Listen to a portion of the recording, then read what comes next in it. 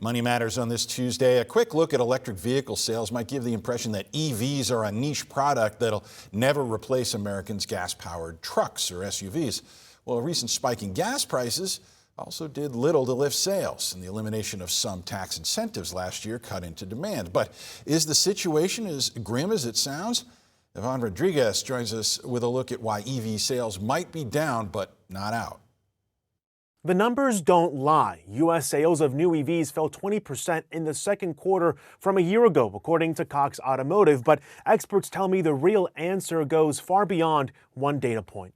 What could explain the recent slump of EV sales in America? Part of the reason, a rush to buy EVs last year before the federal $7,500 tax credit expired last October, which inflated that comparison point and distorted the drop-off that followed. Looking to the second quarter, though, sales are actually up 15%, and used EVs just hit a record, according to Cox Automotive. So I think we're getting close to really kind of getting to that bottom and figuring out what that natural demand is. It's not just the tax credit either, halted by the federal government.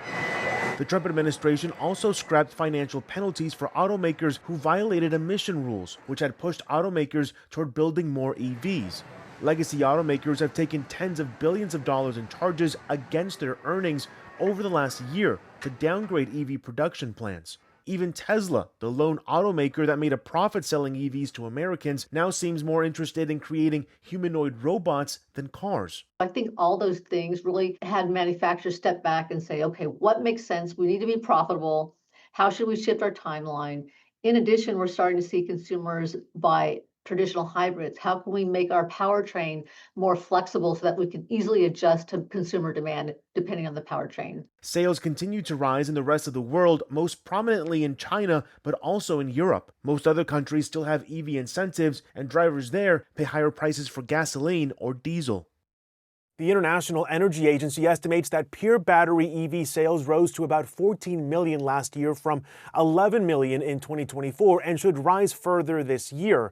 Much of that growth comes from China. Chinese automaker BYD surpassed Tesla as the world's largest EV maker last year, and that gap is still widening. In Atlanta, I'm Ivan Rodriguez.